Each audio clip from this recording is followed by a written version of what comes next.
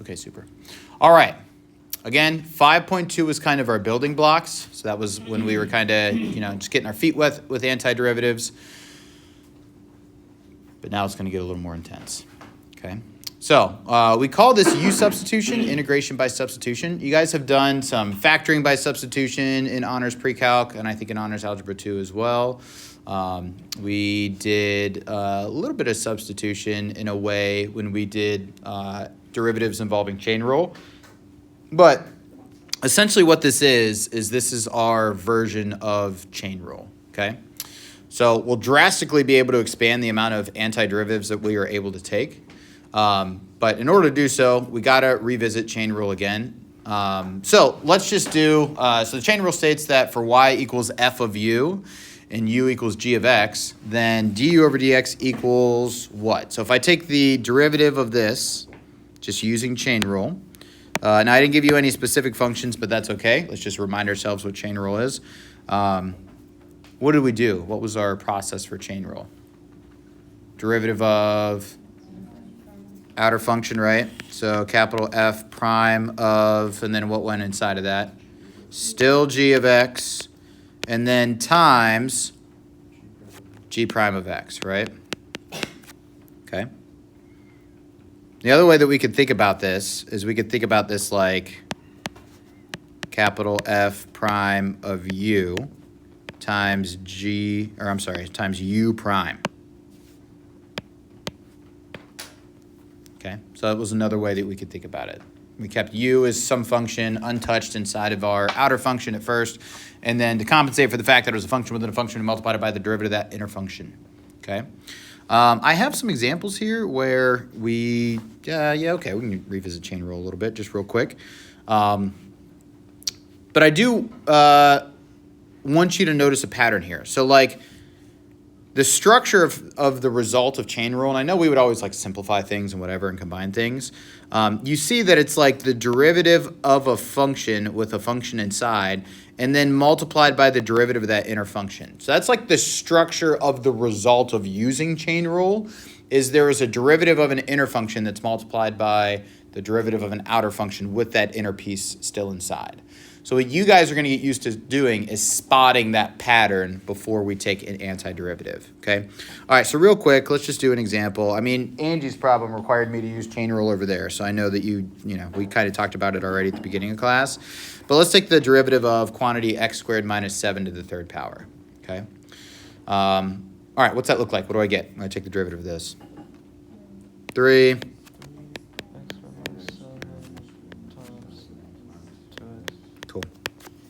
All right. I'm not going to simplify this, okay? I know I can multiply 3 by 2 and get 6x, whatever. But I want to show you guys the pattern that this resulted in, okay? 2x, that's right here, is the derivative of x squared minus 7, right? So the derivative of that inner function was right next to that, okay? And then 3, and then to the second power, 3 times the quantity to the second power is itself a derivative as well too. Or we can at least, find what that original function would be, okay? And then same thing here. If I do d over dx of the cubed root of x squared minus 7x, of course you can think about this like x squared minus 7x to the 1/3. So if I take that derivative, I get 1/3 times quantity x squared minus 7x to the negative 2/3. And then I would multiply it by 2x minus 7, okay? All right, we could go like down the rabbit hole of simplifying that, whatever, but what I want you guys to recognize is that the result, like the format that this is in, 2x minus 7 is the derivative of x squared minus 7x, okay? So we see that derivative is multiplied by that function where that is, the original function would be trapped inside, okay? If I do simplify it real quick for the love of the game, in the numerator I get 2x minus 7, the denominator I get 3 times the cubed root of quantity x squared minus 7x quantity squared, or to the 2/3 power, right? Okay. So what our goal is we are going to take the antiderivative of things that look like this. Okay. So your antiderivatives are going to look like this. You need to be able to identify inner function, outer function, and how we end up with that. Okay. All right. So if we do this in reverse, like if I go back up to the chain rule, if I take the antiderivative of what I ended up with there, then the result of that should be f of g of x. So if I take the antiderivative of f prime of g of x times g prime of x, then the result of that is f of g of x, okay? Or written in another way, if capital F is an antiderivative of lowercase f, then the integral of f of g of x, actually this should be f, no, this is good. F of g of x times g prime of x dx is equal to capital F of g of x plus c, okay? We will do it where we do what's called U-Substitution. So we will let u be an inner function, so u equals g of x. That gives us that du is equal to g prime of x times dx. So if I make the substitution for u equal g of x and du equaling g prime of x d of x, and I substitute those things into here, then this is what I get. So dx, g prime of x dx gets substituted for du, because g prime of x dx is there. I'm going to substitute it for du. That's how I end up with just a du right there. And then I'm going to substitute g of x for u. So I'm going to substitute u in for g of x is how I should say it.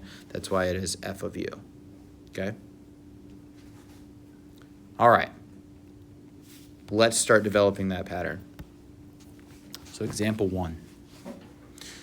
Oftentimes, these problems require us to do two things. First of all, before we dive right into it, it's best to analyze the problem and try to spot the pattern before we get into it, okay? What that means is we need to spot what u is going to be, what our inner function is going to be. Usually, it's fairly obvious because you can use grouping symbols to kind of help you out what your inner function would be, okay? So we need to spot our inner function, and then we need to think ahead and think about, okay, what is the derivative of that inner function? Is that derivative present? Okay? All right, so in this case, what would my inner function be? What would my u be? Okay, so I'm going to say u equals x squared plus 1, and I'm going to write that off to the side. So the two things this requires, A, analyzing, think about what your inner function is. The second thing it requires is you to do some work off to the side before you even dive into the antiderivative, okay? So u is x squared plus 1. So now what I want to do, not only do I need to find u, I need to find what du is, okay? Which is the derivative, okay? So what's the derivative of x squared plus 1? I know these questions are lame, but... all right, so du equals 2x dx, okay? So then what I need to do is I need to go back and look and say, okay, do I have that derivative, or at least something very close to it, present in my problem? I do, okay? So because of that, and when I say something very close to it, you need to have all of your variables accounted for. If it's a constant, like a scalar multiple that you don't have, we can account for that. We can deal with that. That's no big deal, okay? But I do have 2x dx right there. So what I'm going to do is I'm going to replace 2x dx with du. And I'm going to replace x squared plus 1 with my value for u, okay? So when I do that, I get integral of, instead of x squared plus 1 squared, I'm going to write u squared. Do I need those parentheses? No. And then instead of 2x dx, I'm going to write du. Okay? And now, do I know how to take the antiderivative of u squared? Yeah, absolutely, right? So what's the antiderivative of u squared? 130. Nice. Plus c, of course. And then all I need to do, because I want my answers in terms of x, is I'm going to substitute my expression back in.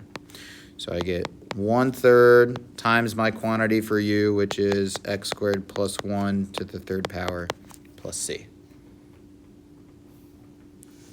And there we go.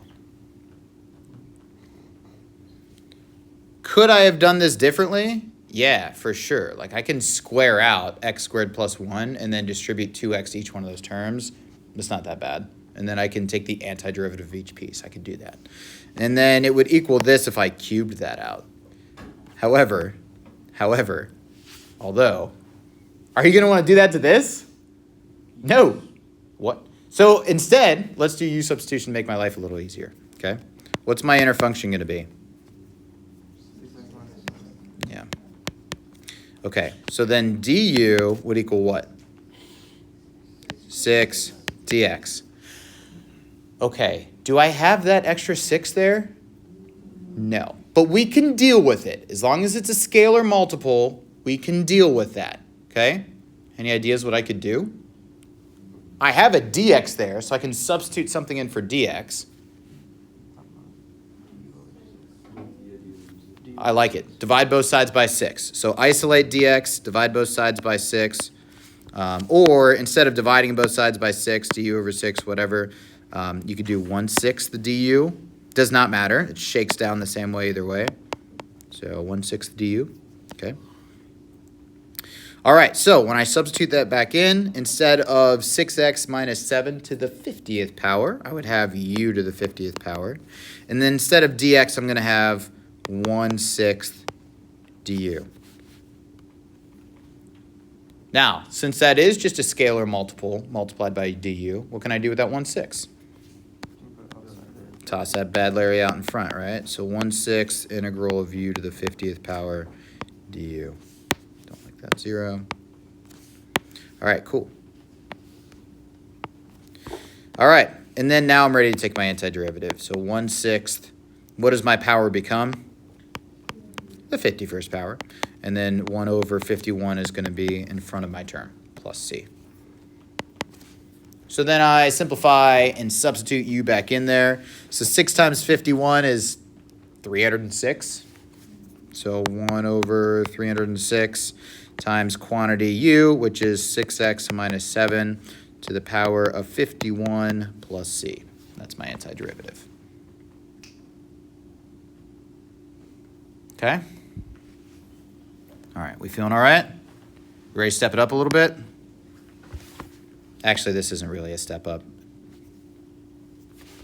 Okay, we have integral of 5 cosine 5x dx. Weird to recognize, but this is indeed a function within a function, my inner function being 5x. So let's let u be 5x. du would be 5 dx. Good. Do I have a 5 dx there?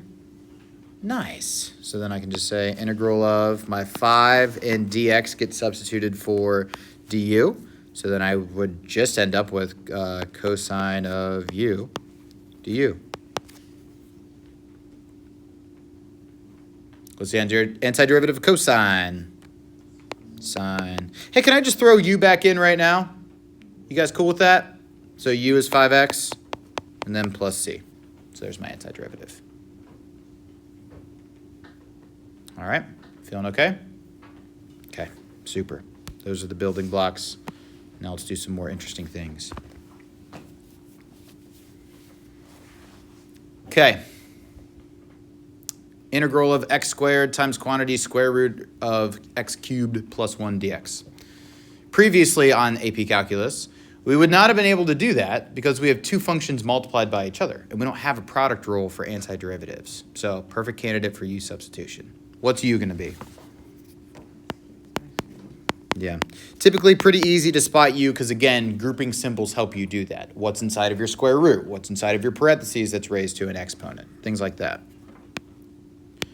du is going to be 3x squared dx. Do I have that?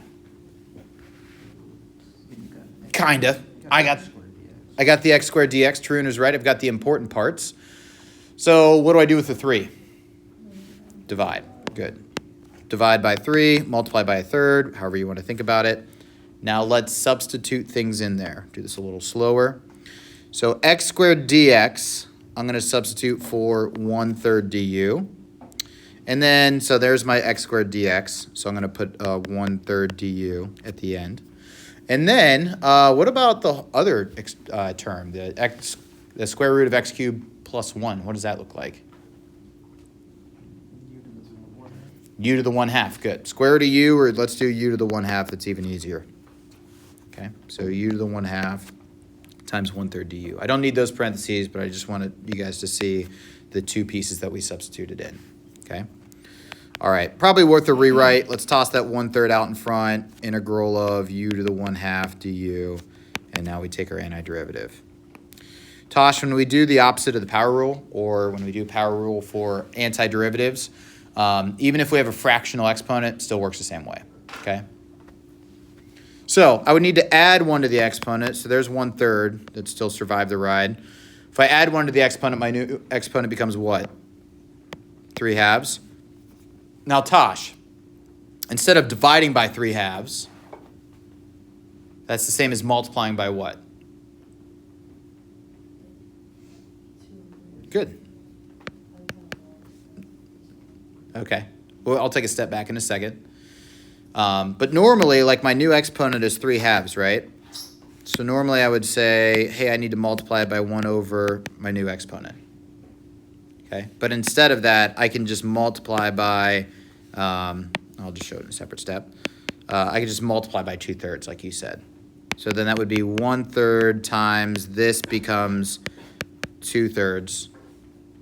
And then u to the 3/2 plus c.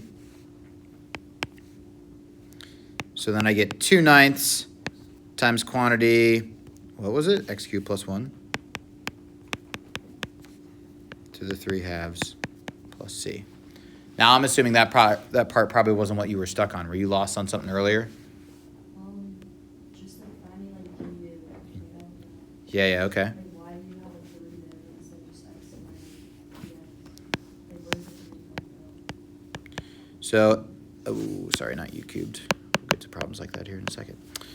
U equals, hello, Cran, x cubed plus 1. Okay, so that was u, right? So then du is just the derivative of both sides. So the derivative of x cubed would be 3x squared. And then I have to multiply by a dx. Does that make sense? Yeah, like you're just taking the x squared like that equation like that you're just putting on there. Oh, got it. That's why I was like confused with it. Well, so here's the thing, right? When I look at my original problem, there's no constant, or there's no multiple, scalar multiple of a 3. So in order to compensate for that, that's why we divided both sides by 3, so that I can introduce that to my problem. So then, like, I would have, since I divided both sides by 3, I can make the clean substitution of 1/3 du equals x squared dx. And I have the x squared dx in my problem, right? Like over here, here's x squared and dx. So that gets substituted for 1/3 du. Does that make sense? All right, super. Okay, next one. Survey says you guys really like trig, so. Inner function. What do we got? Let's follow the grouping symbol. Tangent x plus 3. Okay. I don't really know how this is gonna sort out quite yet, but let's see what we get. What's the derivative of tangent? Secant squared x dx. Do I have that? Nice. I have an additional 2 that's there. So when I do my rewrite, where should I put that 2? In front of my integral? Okay, what am I left over with inside when I substitute in u and du? U to u, right? That's it. Because secant squared x got taken care of by the du. All right. That complicated antiderivative just turned into something so much less complicated, right? What's the antiderivative of u? Yep. Plus c. So the 2 and the 1/2 cancel out, of course, right? So then I just get u squared. But u is tangent of x plus 3 quantity squared plus c.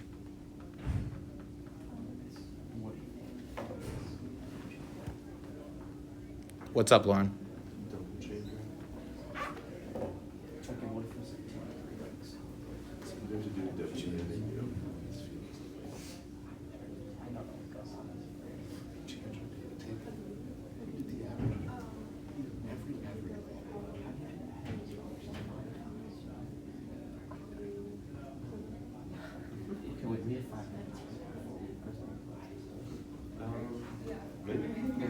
Do you see it, Lauren? Yeah. I was not moving on until you changed the expression on your face. All right, cool. Okay. A couple more.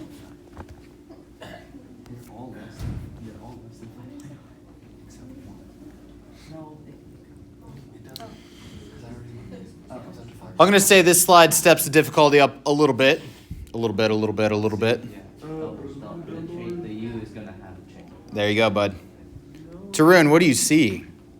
The U is going to have a change because we got Okay.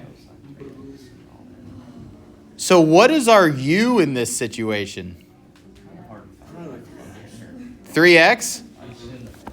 So if we let U be 3x, du is 3dx, whatever, we would have 3 times the integral of sine squared u cosine u du. But here's the problem.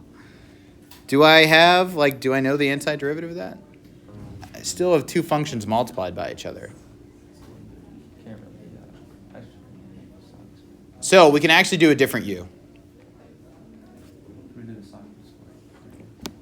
You're getting closer, Tarun. So this didn't work.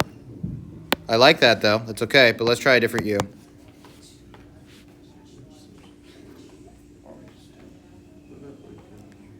So 3x is, of course, inside of our function, right? Yeah, I get that. Okay.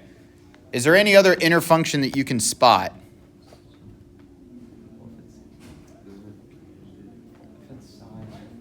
So there'd be a residuals. Yeah. So you guys are thinking about like breaking it into 2 different signs? Okay. I like that. Then you'd have sine times cosine. Which sounds complicated, right? Because then it's like, then there's 3 things. Any other ideas? You're thinking on the right tracks, though. I don't want to spread it out, so I have 3 trig terms.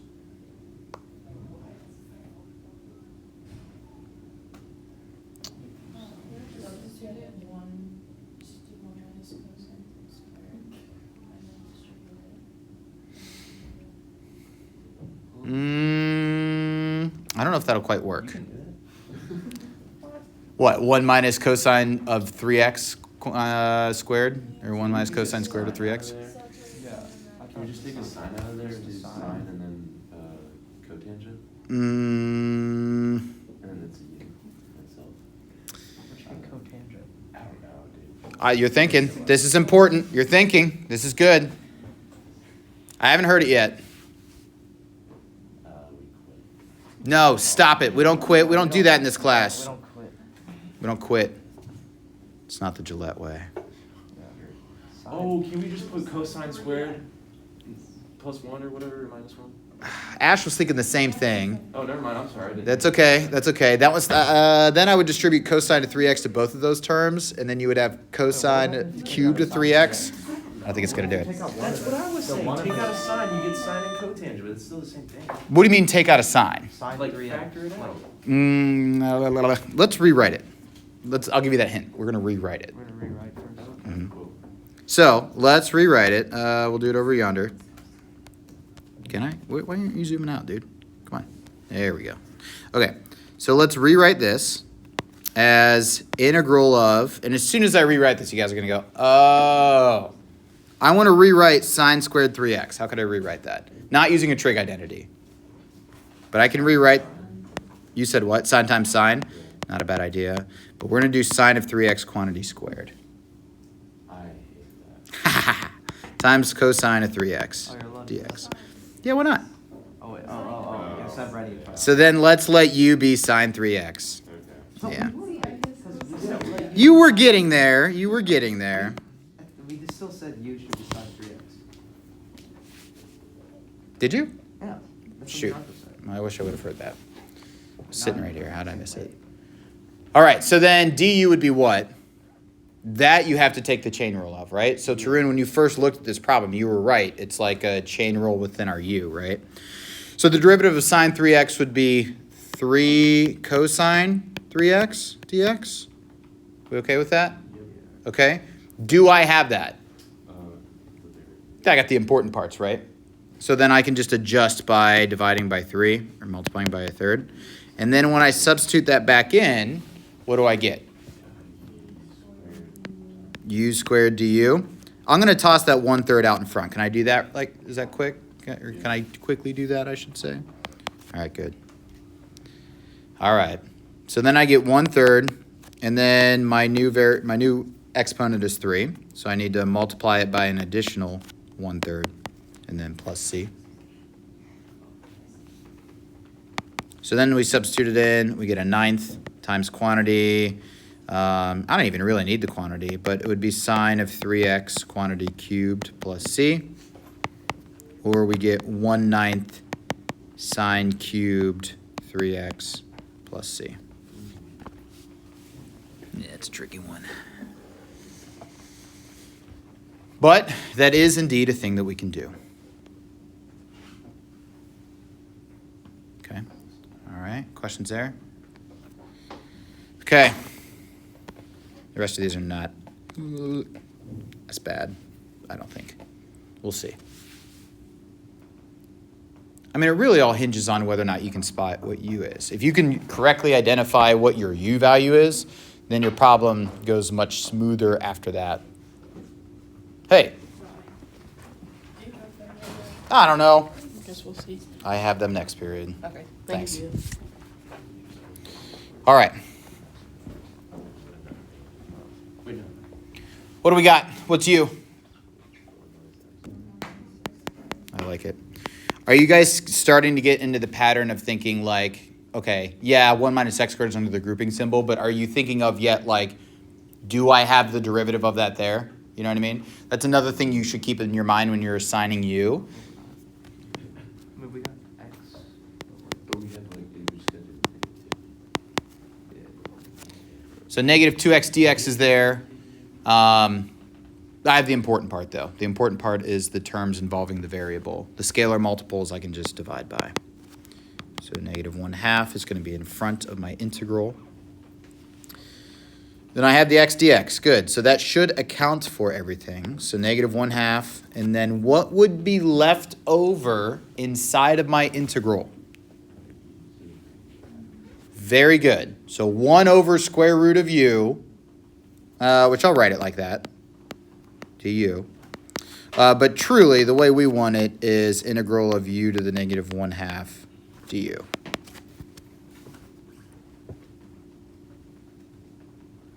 All right, are we okay? Okay, negative 1/2, what is my new exponent? Positive 1/2, right? So then I would multiply it by 2, good, plus c, which is good news for the good guys. Those cancel out. So I get negative u to the 1/2, which I'm going to do my substitution right now and make it a square root. So square root of 1 minus x squared plus c.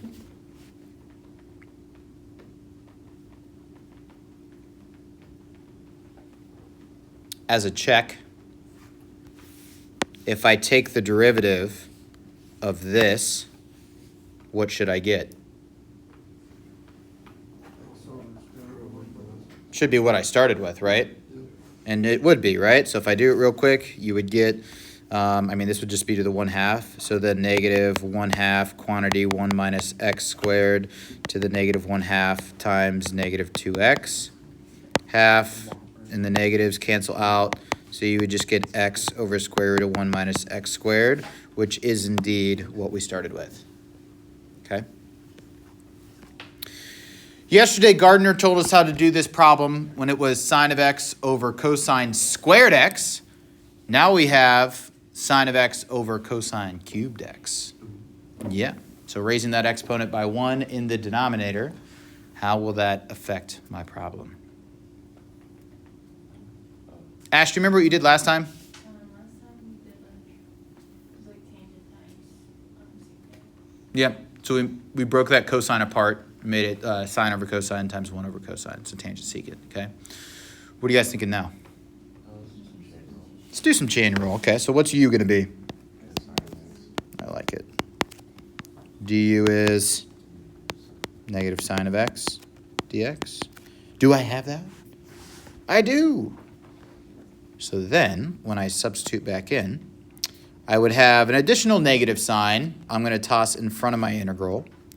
And then I would have what left over inside? Good. U to the negative third power.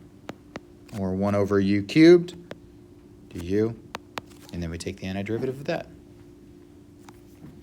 All right. So then I would get negative u to the negative second. I have to multiply it by 1 over negative 2. And then plus c. My negatives cancel out. So then I would just get 1 over 2. And then my u value is cosine. So cosine of x quantity squared plus c. However, we can rewrite that as 1/2. And then instead of cosine squared in the denominator, I can just make it secant squared on the baseline, right? So then secant squared x plus c. You could do this problem differently.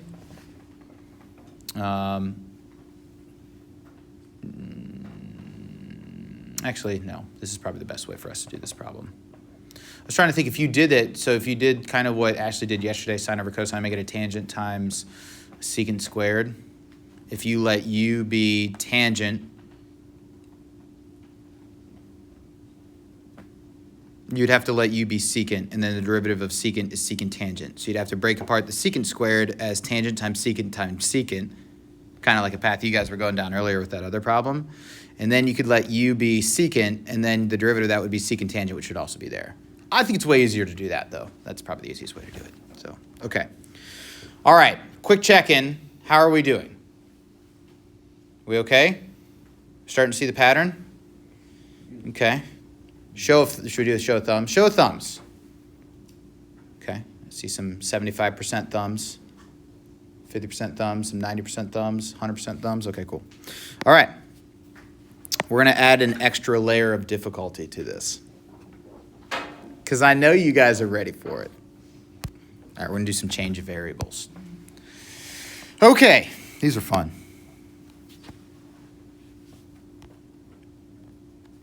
I don't know if we're at the point yet where that instills a little bit of anxiety and fear in you guys when I say, hey, these problems are fun.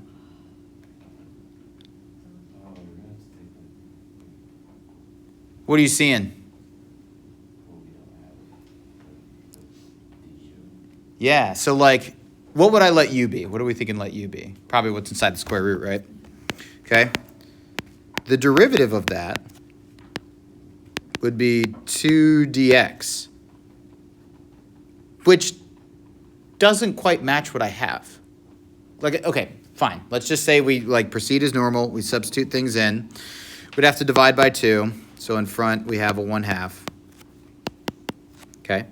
But there's that x there. Normally, we have our derivative take care of that, but that wasn't present. So I have to leave it there. And then we have times u to the 1/2 du. That's a problem. We can't have two different variables inside of our integral. So I got to do something about that.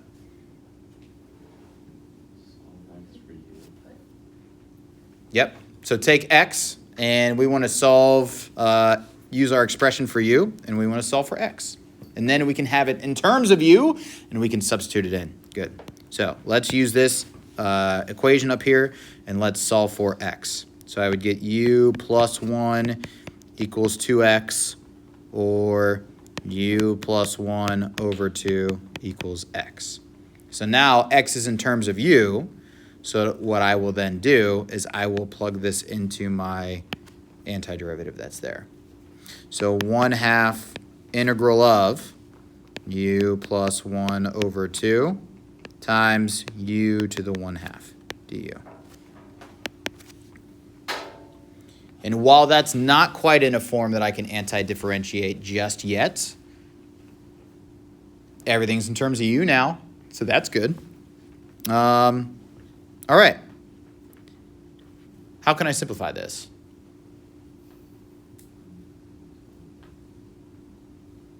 We could take this 1/2 out of this term, since everything's multiplied, and put it where? In front. So make it a 4th out in front.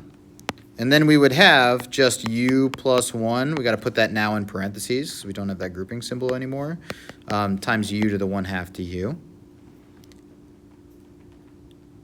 And now I can just distribute u to the 1/2 to each term.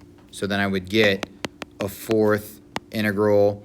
U times u to the 1/2 is u to the 3/2 plus u to the 1/2. Put that in parentheses, du. And now we are in a form where we can very easily take our antiderivative. All right, so 1/4, okay. U, my new exponent is 5/2, which means I should multiply by, good, plus I still have a 4th that's out in front. So don't forget to distribute that to both of my terms inside of my integral. My new exponent is 3/2, so I should multiply by 2/3 plus c. I didn't leave you guys enough space to do this one. That's all right. We're warriors. Okay, so then 1/4 times 2/5 is going to give me a 1/10. And then u to the 5/2 power. We could substitute u back in now, I suppose. So u all the way back up top was 2x minus 1 to the 5/2 plus a 4th times 2/3 is going to be a 6th times 2x minus 1 to the 3/2 plus c.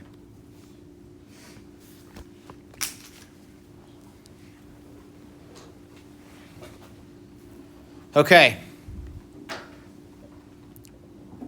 There's something more I could do with that problem. I'm not going to do it this time because we were going to pick my battles today. But I could simplify this a little more by factoring out 2x minus 1 to the 3/2 power from both of those, the first two terms, and then simplifying it by doing that. But I'm gonna pick my battles today. I'm not gonna do that. But I just want to make you cognizant of the fact that that is something that we can do. Okay. All right. Yeah, this one's a bit of a beast. Let's do this one. All right, integral 2x plus 1 in the numerator, square root of x plus 4 in the denominator. I am feeling as if we're going to play the same game that we just played. Do you guys agree? Because like if I let u be x plus 4, the derivative of that is just going to be 1. And I'm going to have leftover x business in the numerator. So I'm going to have to solve for that. The good news is solving for this one's a little easier. So u is going to equal x plus 4. du equals dx. There's just no weird multiple to account for. If we substitute that back in, do you guys see that the bottom is just square root of u or u to the 1/2, and then we would still have those x's in the top? Yeah. So it's a good indication that I then need to solve for x. So I would get that x equals u minus 4. Those look like the same letter. Okay, so then what I'm going to do is I'm going to substitute that in my top. So 2 times u minus 4 plus 1 over square root of u, which is just going to be u to the 1/2.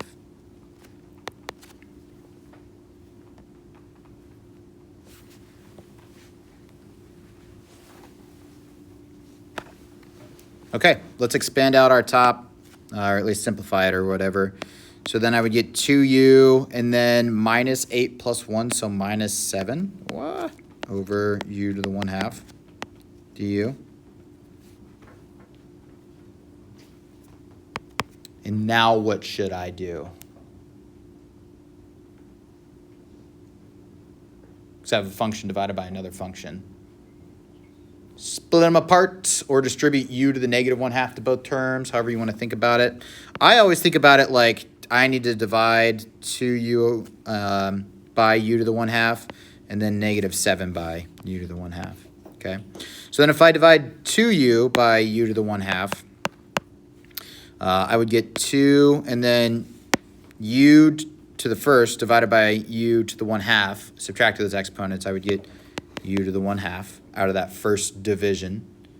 And then if I divide 7 by u to the 1/2, I would just get minus 7u to the negative 1/2, and then du. And now I'm ready to take my antiderivative. Okay, so u to the 3/2 is my new exponent. There's a 2 there, and then I'm going to multiply it by instead 2/3. Minus 7, u to the 1/2 is my new exponent, so I should multiply it by 2 over 1 plus c.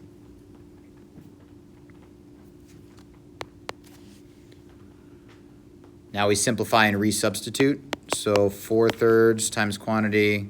What was u? Was it x plus 4? Is that what it was? Okay, so x plus 4 to the 3/2 minus 14 times x plus 4 to the 1/2 plus c. I will be lenient on rewriting your terms using roots and like roots and powers. So if you leave it as fractional exponents, especially while we're learning this, I'm fine with that. Okay? All right, questions there? Okay, I got 2 examples left, I think. Yeah.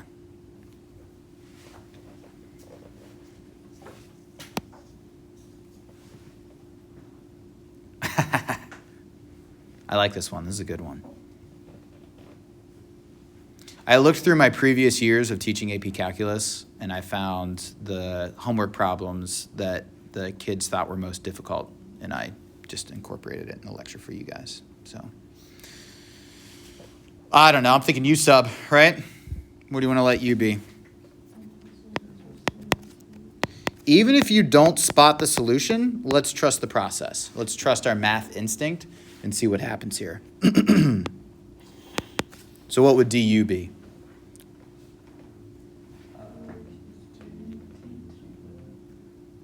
So this is like t to the negative first, right? We don't necessarily care about the 1. So then it would be negative t to the negative second power dt. Rewritten as du is negative, I don't need parentheses there, 1 over t squared dt. Do I have that? Hey, super great. The only thing I need to deal with is that extra negative sign, right? So when I substitute that back in, negative out in front, what goes inside my integral?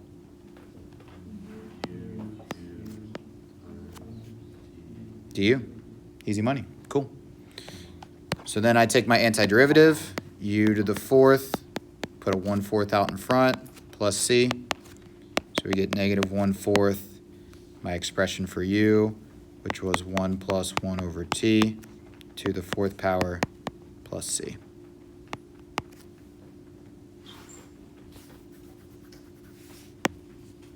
Sloppy handwriting. Scary initially, but once you spot what u is, it all shakes out. Okay. All right. We have one example left in the final 3 minutes of class. I'd like to do this one. I just don't know if I'm going to get. I can at least set it up. This is by far the longest example that we're going to encounter.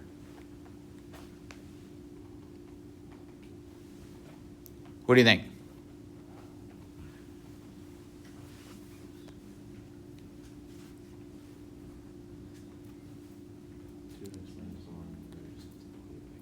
Yeah, it's tempting to want to make it like the numerator, right? Because then you see like the derivative of x squared is 2x. However, we need to pay more attention to our grouping symbol.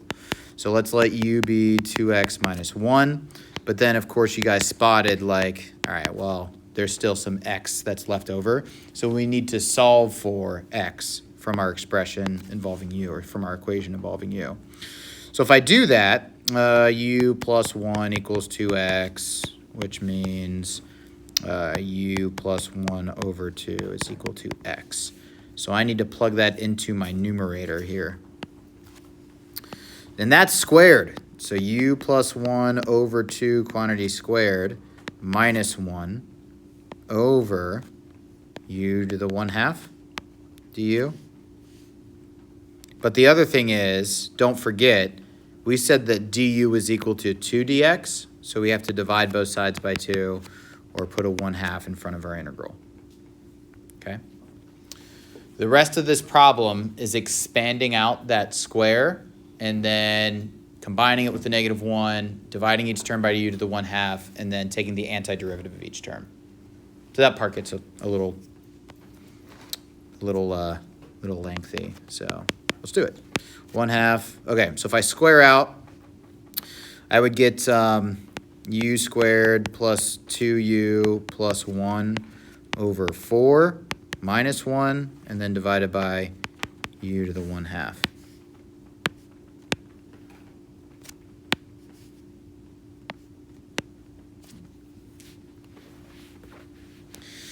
The fact that this is over 4 is bumming me out. So how do I get rid of it? I can multiply top and bottom by 4, right? So if I do that, I get 1/2, and then in the numerator, the 4, when distributed to that first term, cancels that out. So up top, I would just get u squared plus 2u plus 1 minus 4 over 4 times u to the 1/2 du. I forgot the du there. That was bad. That 4 that's in the denominator, though, since everything's divided by 4, I can just toss that out in front. You guys agree? So then I can make it an 1/8. And then I get, in the numerator, u squared plus 2u minus 3 over u to the 1/2 du. I will do one more rewrite, and then I'm not going to solve the antiderivative, but I run out of time with you guys. So what I'm going to do is now I divide each term in the numerator by u to the 1/2. So I would get u to the 3/2 plus 2u to the 1/2 minus 3u to the -1/2. And then now you guys are able to take the antiderivative of that. Okay? Cool. Your homework is here. You guys will have a quiz, as promised, on Monday on 5-1, 5-2, 5-3. So tomorrow, I'm sure you guys see this as a homework that's worth paying attention to. Tomorrow we will go over your homework problems that you guys have, the questions that you guys have, and then we'll do section 5.4. So I think we do some more summations. Your quiz on Monday will not include that section that I would cover tomorrow, but it'll include everything up to that, okay?